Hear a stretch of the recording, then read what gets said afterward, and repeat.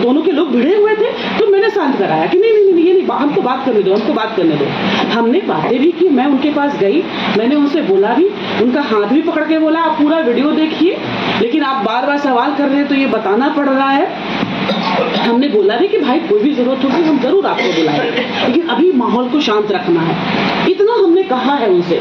अगर वो ईमानदारी से, ठीक है, ईमानदारी से वो जिन देवी देवता को मानते होंगे, जयराम महतो जी जिन भी देवी देवता को मानते होंगे, ईमानदारी से उनसे पूछिए। आप पत्रकार बंधु हैं, क्या विधायक, बोकारो विधायक ने आपके पास उसी विवाद के ही दौरान आके आपसे बातें की थी?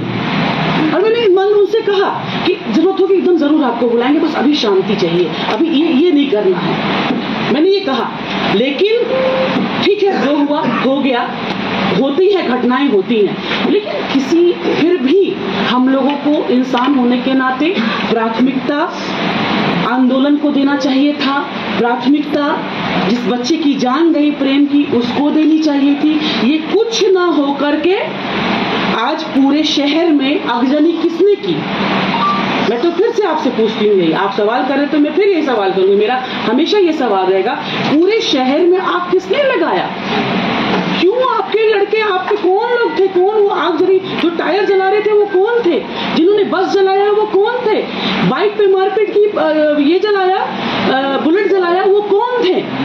तेलमोचो ब्रिज पे आपको क्या कहते हैं, गरगा ब्रिज पे, हर जो हमारे बोकारो के लोग थे उन्हें बहुत शांति ढंग से आप पूरी छानबीन होनी चाहिए इस विषय की। जब इतना विवाद हो ही चुका है तो इसका छानबीन करवा लीजिए, छानबीन होनी चाहिए कि बोकारो के जो लोग भी थे, जितने भी 50 बोकारो के लोग थे, चाहे वो पंचायत हो, चाहे वो मुफस्सिल थाना हो, चाहे विस्थापित हो, चाहे सेक्टर के लोग, सब ने स्वतः ही इस दुख की घड़ी में साथ दिया और बोकारो को बंदी की। लेकिन जो सड़क पे नाच रहे थे, जो पूरे हमारे बोकारो को जलाए हैं, वो कौन लोग थे? इसकी छानबीन मैं बोकारो की एक जनप्रतिनिधि हूँ, लोगों ने बहुत भरोसे के साथ मुझको चुना है और मैं भी इस चीज की मांग करती हूँ कि उसकी छानबीन होनी चाहिए कि कौन लोग थे जो छानबीन का ये अगजनी कर रहे थे। पूरा एडीएम का एरिया, आप लोग साक्षी हैं, वो जो एडीएम का एरिया को क्या कर दिया था उन लोगों ने। हमको इस सब चीजों पे विश्वास नहीं है। अगर उनको लगता है कि हम पे एफआईआर कराने से और मेरे जेल जाने से वो सुरक्षित हैं और वो संतुष्ट हैं, तो निश्चित रूप से 2-4 एफआईआर और करवा दें इससे। लेकिन मेरी तरफ से अभी भी उनके लिए, क्योंकि उस दिन की जो घटना थी, मैंने बताया आपको 30 सेकंड की एक घटना थी, बाकी मेरा उनके साथ कोई वैसा वो द्वेष नहीं है। वो यहाँ के व्यक्ति हैं, एक युवा हैं, अच्छा काम कर रहे हैं और मैं बड़ी हूँ। निश्चित रूप से मैं चाहूंगी कि वो जहाँ रहें, सुरक्षित रहें, स्वस्थ रहें। लेकिन अगर उनको संतुष्टि मिलती है एफआईआर करने से तो 2-4 एफआईआर और करवा दें। लेकिन एक चीज का मलाल रहेगा कि हमारे आंदोलन को इन लोगों ने खराब सबने किया है। ये बहुत पुरानी लड़ाई है और इस विषय पे संवेदनशील होना बहुत जरूरी है। मैंने भी जब आह्वान किया था आंदोलन के लिए तो मेरे आप बाइट को निकालिए और चेक कीजिए। मैंने सबसे निवेदन किया था कि कोई भी आम जनमानस को नुकसान ना पहुंचे। तो जब तक आप संवेदनशील नहीं होंगे, आप इंसान नहीं होंगे, आप विस्थापितों के दर्द को नहीं समझ पाइएगा। राजनीतिकरण हुआ, निश्चित रूप से हुआ, किसने की इसकी जवाबदेही तो लोगों को लेनी चाहिए। लेकिन अगर नहीं ले रहे हैं तो ठीक है, भी एक पार्ट है उनका। लेकिन मेरे लिए हमारे विस्थापितों की जो लड़ाई है वो आज भी है। अगर नहीं होती तो जो अंतिम वार्ता हुई थी और जिस वक्त बात हुआ कि कॉन्ट्रैक्ट का नौकरी मिलेगा, उसी पे मेरा रिएक्शन था कि हम नहीं मानेंगे, इससे कॉन्ट्रैक्ट की नौकरी से हम संतुष्ट नहीं है और हम वहां से निकल गए, वॉकआउट कर गए।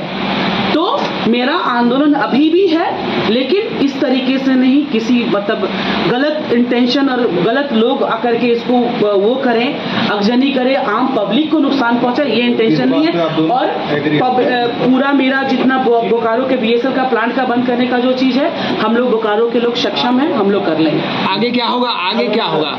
एक विधायक होने के नाते आगे आप क्या कीजिए? आगे एक विधायक, यहाँ के जनप्रतिनिधि होने के नाते ये जिम्मेदारी, ये जवाबदेही हमारी है कि हमारे विस्थापित की जो लड़ाई है उसको अच्छे तरीके से कोई गलत हस्तक्षेप, कोई गलत गंदी नीति ना करे, कोई गलत चीज मेरे लोगों के साथ ना हो। बचाव करके, अपने लोगों को बचा के, संरक्षण में करके, रख करके ही हम इस आंदोलन को आगे लेके जाएंगे।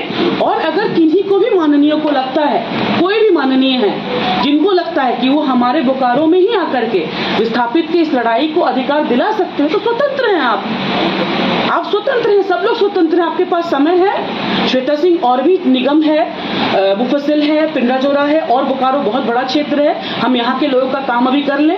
आप कुछ समय के लिए आपके पास विस्थापित खुला पड़ा हुआ है, देख लीजिए। अगर माननीय किसी को भी लगता है कि वो आकर के हमारे विस्थापित भाइयों की लड़ाई को वो आगे लेके जा सकते हैं, तो BSL बंद करवा सकते हैं। लेकिन एक लिखित इसके साथ, गारंटी के साथ कि बोकारो में कहीं जो पिछले दिनों हुआ, आगजनी, गाड़ी जलाना, लोगों को मारना, दंगा फसाद कराना, भारी भीतरी कराना, ये नहीं, बोकारो में ये नहीं होगा। बोकारो शांति प्रिय जगह है, बौद्धिक नगरी है, यहाँ पे हर तरह के लोग रहते हैं, किसी को नुकसान नहीं पहुंचना चाहिए। अगर किसी को नुकसान पहुंचेगा तो फिर दिक्कत है। खबरों के साथ बने रहने के लिए हमारे चैनल को सब्सक्राइब और लाइक करना ना भूलें। धन्यवाद।